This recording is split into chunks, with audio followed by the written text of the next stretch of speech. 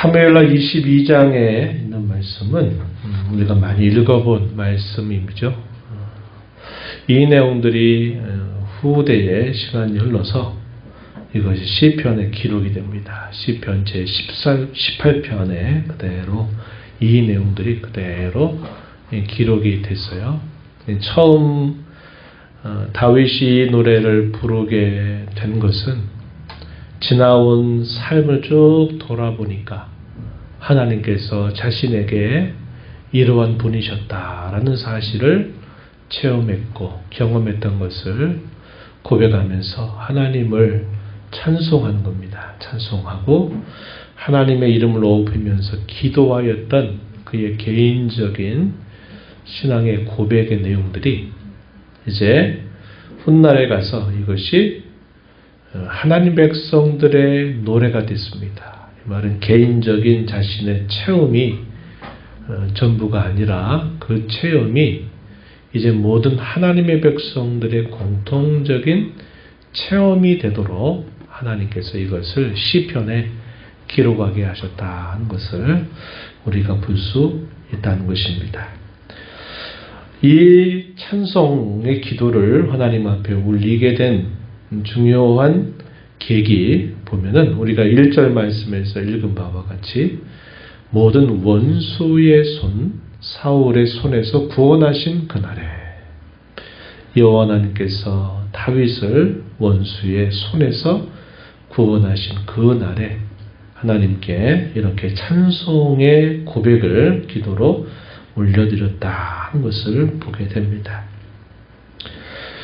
다윗의 삶에 대해서는 우리가 너무나 잘 알고 있죠. 그의 삶은 소년 목동으로서 오랜 세월을 보내게 되었고 그가 나중에 블레셋과 이스라엘과의 전쟁이 벌어지게 될 때 전혀 뜻밖의 골리앗과의 싸움을 벌이게 되면서 그가 갑자기 이스라엘 왕과 이스라엘 모든 백성들에게 급부상하는 그런 일을 그가 경험하면서 그의 삶이 확 변화를 얻는 삶을 살게 됩니다. 그러나 우리가 아는 바와 같이 사울의 미움을 받아서 그는 도망자로서 10여 년 정도의 세월을 계속 도망자로서 삶을 살아가게 되었다는 겁니다. 처음에는 혈혈단신으로 혼자 도망자의 삶을 살다가 나중에는 그의 가족들이 함께 합류하게 되고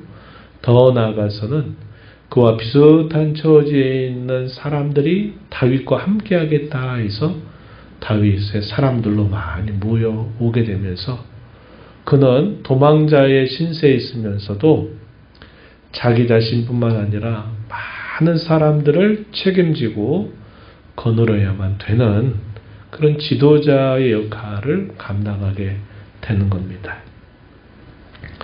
유대의 광야 곳곳에 그가 피난하면서 그가 피했던 여러 곳곳 요새들을 곳곳마다 찾아다니면서 거기 숨었다가 또 다른 곳으로 피하다가 때로는 동굴 속에 피하기도 하고 곳곳마다 피해 다녔던 그의 모든 삶의 경험들이 훗날에는 아주 놀라운 고백을 하나님께 올려드리는 계기가 된 거죠. 오늘 우리가 앞부분에서 다윗이 하나님께 향하여 고백하는 여러 고백의 표현들 반석이나 요새나 또 건지시는 자 또 방패가 되신다 구원의 뿔이 되신다 높은 망대가 되신다 피할 피난처가 되신다 하는 이런 모든 표현들은 그가 도피 중에서 그가 경험하고 체험했던 모든 지형지물들 그런 것들을 바탕으로 해서 그가 이런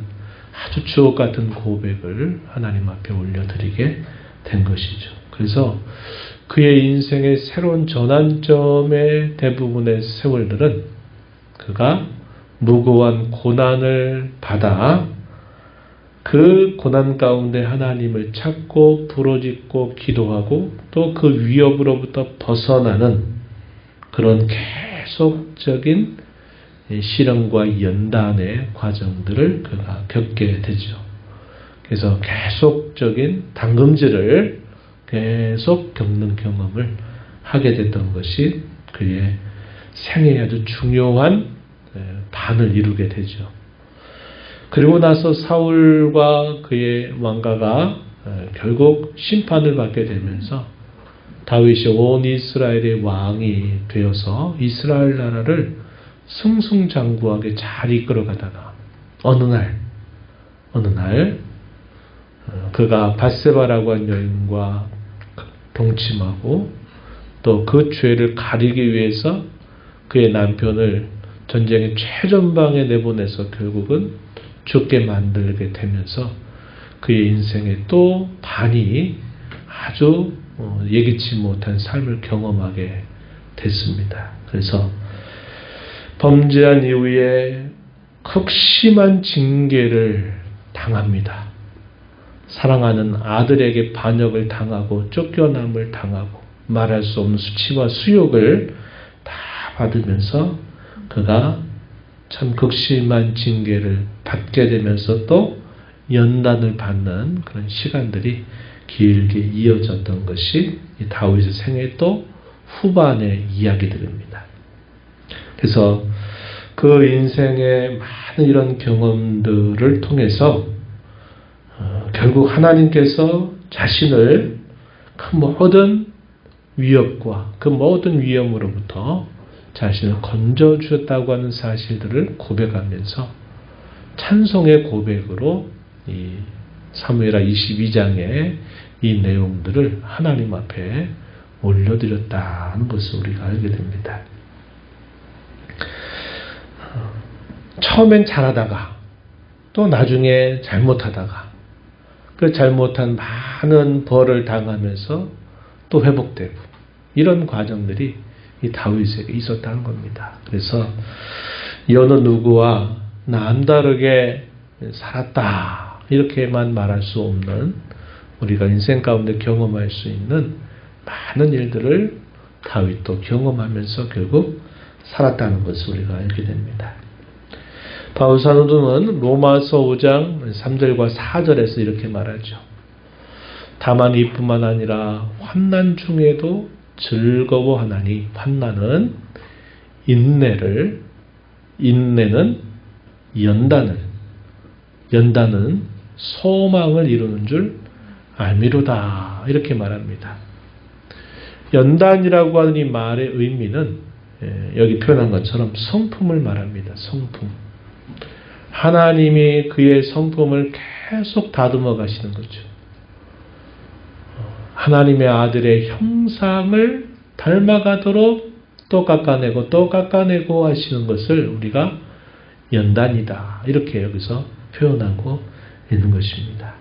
그래서 그런 모든 일들을 그의 인생에 경험해 왔는데 그걸 다 돌아보니까 하나님이 자신에게 구원의 하나님이 되셨다고 하는 것을 그가 고백하고 찬송하고 또 하나님 앞에 그 모든 영광을 돌려드리는 다윗의 모습이 여기 22장의 긴 고백 속에서 잘 표현되고 있음을 우리가 확인하게 되는 것입니다. 그래서 아까도 말씀드렸듯이 개인의 기도요 개인의 찬송의 내용이 이것이 하나님 백성들의 찬송 모음집인 시편 안으로 들어가게 됩니다. 이게 시편 제18편의 내용인데 내용의 차이가 거의 없어요. 그대로 이것이 시편 18편에 기록이 돼서 다윗의 이러한 신앙 또 그의 구원의 체험들이 결국 그만의 특별한 것이 아니라 하나님 백성들이 역시 그와 같은 동일한 고백을 하게 된다고 하는 것을 우리에게 잘 보여주고 있다 하는 것입니다. 그래서 이것이 참 하나님께서 놀랍도록 그의 삶을 연단하시고 빚어주셔서 베풀어 주셨던 은혜임을 우리가 알게 된 것입니다. 우리가 읽은 이 말씀 1절부터 7절에 있는 내용들을 이렇게 좀 분석을 해보면요.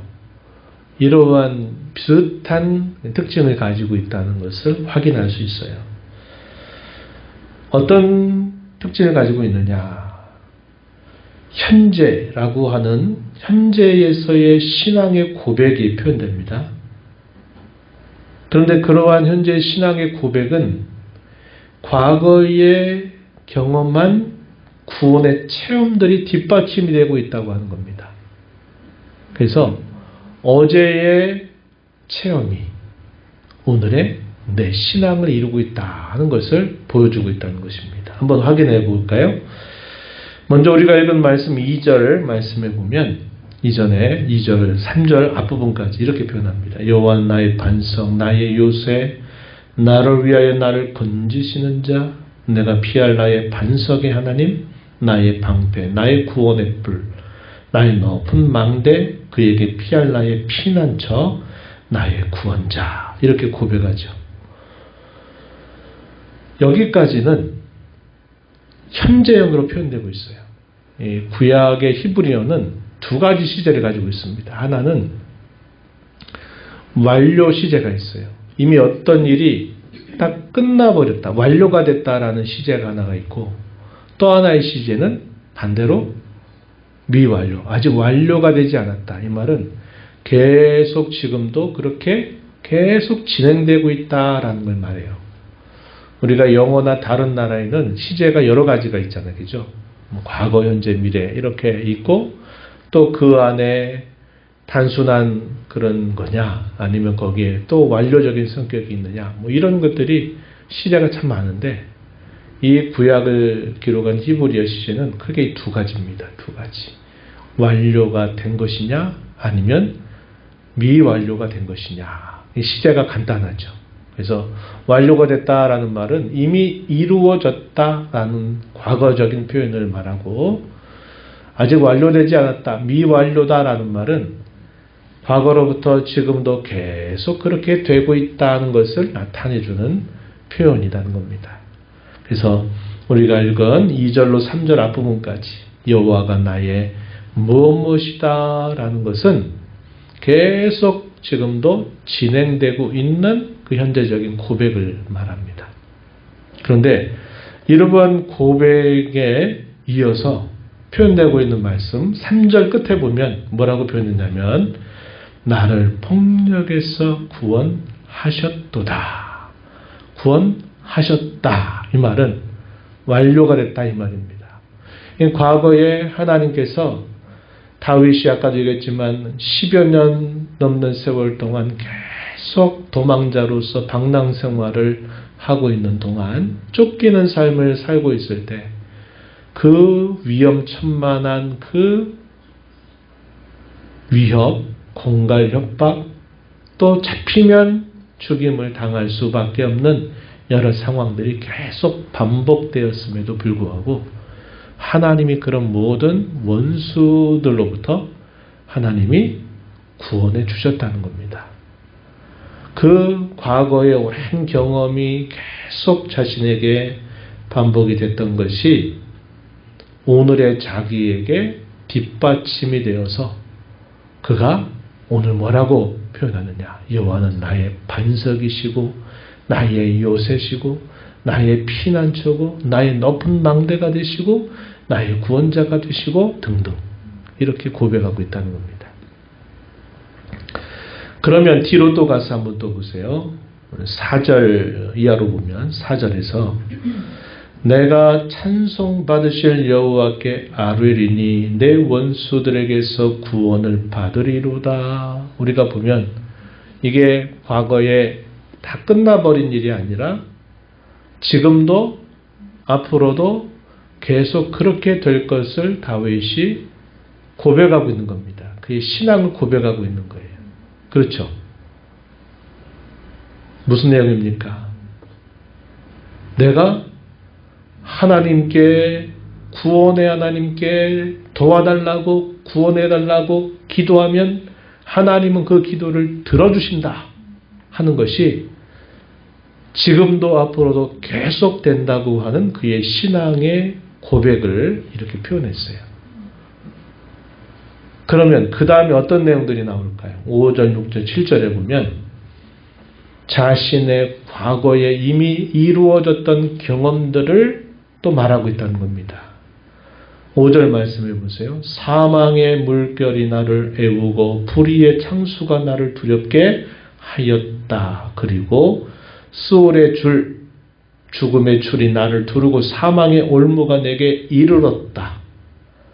내가 환난 중에서 여호와께 아뢰며 나의 하나님께 아뢰었더니 그가 그의 성전에서 내 소리를 들으셨으며 나의 부르짖음이 그에게 들렸도다. 이것도 그가 과거에 계속적으로 경험해 왔던 구원에 대한 계속된 체험이 있었다는 겁니다. 완료가 됐다 이 말이에요.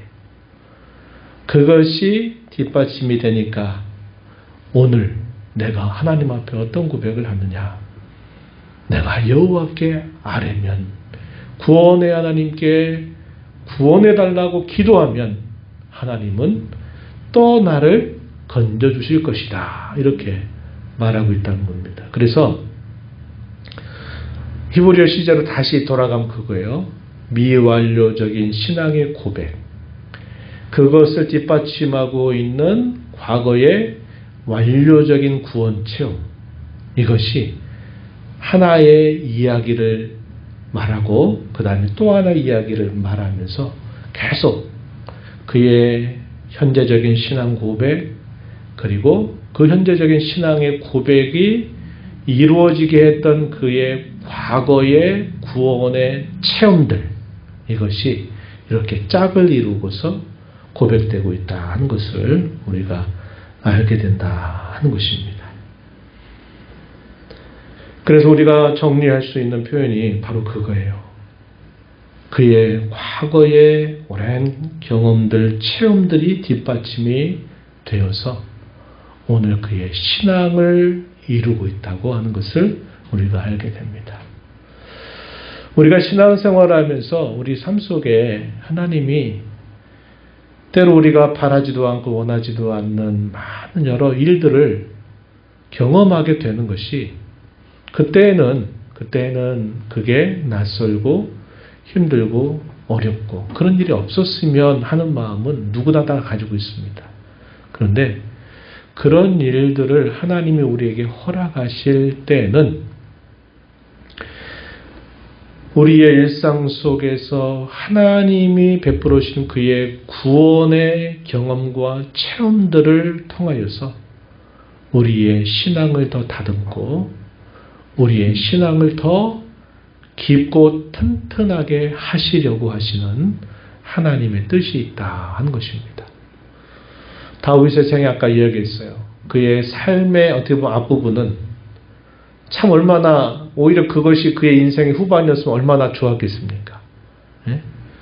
하나님 앞에 올바르게 살려고 하는데 무고하게 고난을 받는데 그 고난 속에서 견뎌내면서 구원을 체험한 일이 그의 인생 후반에 있었다면 더 좋았겠죠. 그런데 그의 인생의 전반에 이런 놀라운 경험을 했지만 그도 어떻게 보면 그의 인생의 후반에 있어서 자기가 범죄하고 그 범죄한 죄값을 그가 치러내는 이 과정이 단순하게 끝나지 않고 참 오랜 시간 동안 계속 됐던 겁니다. 징계를 통해서 그가 많이 깨지고 부서지고 낮아지고 해지는 그런 일들을 하지만 그럼 하나님은 어떻게 하시느냐. 그런 징계조차도 그를 하나님의 사람으로 다듬고 그의 신앙을 더 튼튼하게 깊게 하는 그런 요소로 사용해 주셨다고 하는 것을 우리가 보게 된다고 하는 겁니다. 그래서 우리가 이 땅의 삶 속에서 겪는 크고 작은 많은 일들, 때로 우리가 잘못해서 그 잘못에 대한 징계를 받는 것조차도 하나님은 우리의 신앙을 위한 꼭 필요한 양분이 되도록 하나님 우리를 이끌어 주신다는 것을 우리가 배우게 되는 것입니다. 우리의 신앙의 깊이와 그 신앙의 단단함은 고난 속에서 만들어지고 체험 속에서 만들어지게 돼 있어요. 우리가 입술로 고백하는 우리의 신앙이 더 단단해지게 하기 위해서는 그런 꼭 체험이 뒷받침이 되어야 된다고 하는 것입니다. 그래서 하나님은 우리의 삶 속에 이런저런 일들을 경험하게 하신다는 거예요. 그래서 우리를 더 튼튼하고 뿌리 깊은 신앙으로 우리를 세워주신다 하는 것입니다. 그래서 오늘 우리가 이 말씀을 통해서 우리의 신앙과 이 구원의 체험을 한다는 것이 얼마나 중요한가 하는 것을 우리가 알게 됩니다. 어제 우리의 어떤 구원에 대한 어떤 체험들이 오늘의 내 신앙이 되는 거죠. 오늘 내가 체험하게 되는 여러 일들이 또 내일의 신앙의 고백이 되는 것입니다. 그렇기 때문에 우리의 신앙의 고백과 이 구원을 체험하는 것은 결코 뗄 수 없어요. 함께 간다는 겁니다. 그래서 이것이 우리의 인생의 구원과 신앙 체험이 악순환이 아니라 좋은 선순환을 이루어서 더 하나님께 기쁨이 되려고 한다면 오늘 아니면 지금 여기서 내가 신앙으로 사는 일에 집중하기를 배워야 된다는 겁니다. 힘써야 한다는 거예요. 신앙을 히브리서 11장 1절에서 뭐라고 말하느냐. 신앙, 믿음 같은 말입니다. 믿음은 바라는 것들의 실상이고 보이지 않는 것들의 증거다. 선진들이 이로써 증거를 얻었다. 히브리서 11장 1절 2절 이런 말씀하죠. 신앙 자체는 뭐냐면 아직 체험되지 않은 겁니다.